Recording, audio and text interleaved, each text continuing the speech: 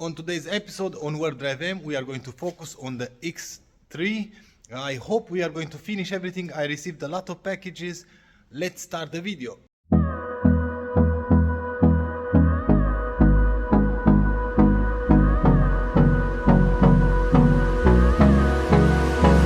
Let's open all the packages, check if we have all the parts that we need, and after that we are going to assemble everything at once.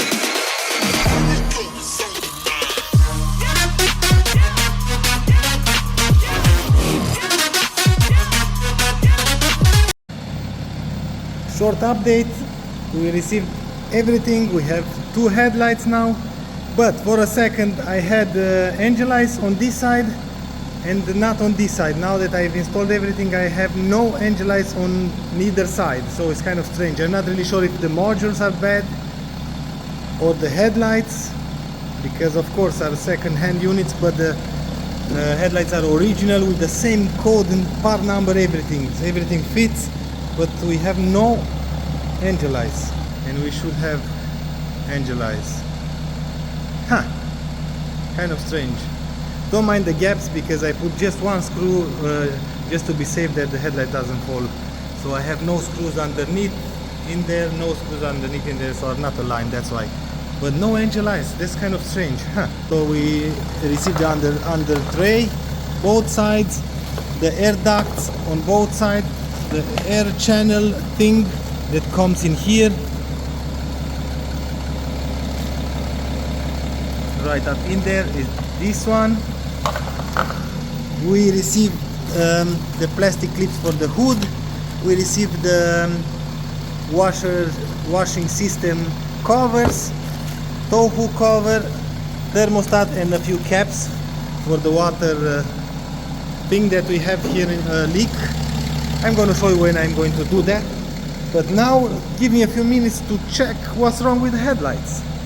I swapped the modules from the engine lights and now one is working, but this one, it doesn't work, so it's kind of strange. Now both are working, but this one goes on and off and on and off, and maybe something is wrong with the headlight because the module is working, I'm pretty sure.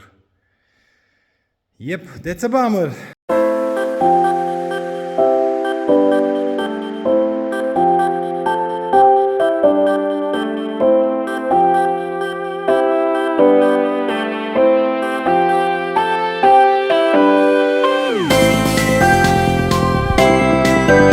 Almost done. Not bad at all. So I didn't put any kind of screws or bolts or anything. I put plastic cover for the tow hook. I put the plastic cover for the washing system, and this fender is a little bit bent in here, and I want to take the bumper once again out in order to raise a little bit the headlight, and it's going to fit way better. I loosen these bolts from here that I can adjust a little bit the fender, and other than that it's pretty much spot on. Check this out. Everything fits perfect. In here we are going to put the grills, of course. All the holes lines up. Pretty damn good. Not bad at all. Not bad. We are almost there. Underneath I just have to put these plastic covers and the car is complete.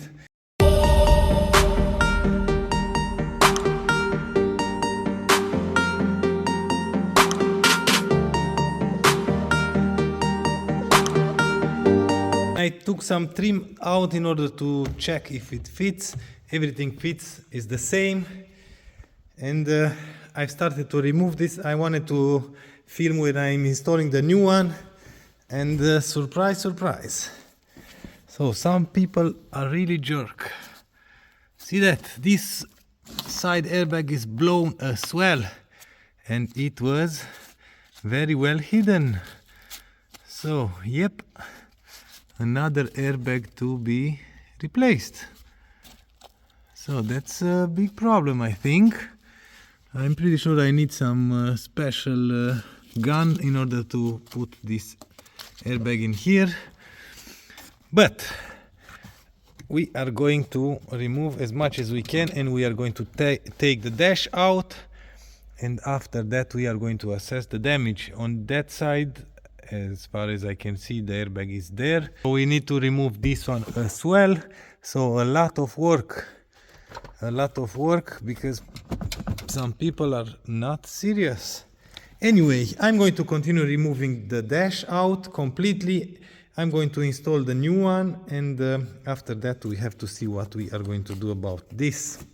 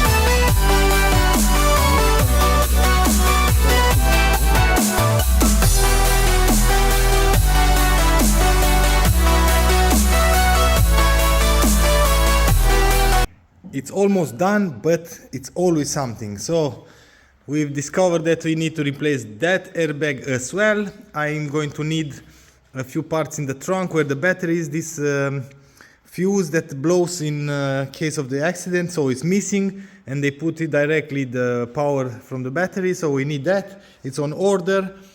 The grills, the side panels, this one in here and the other one.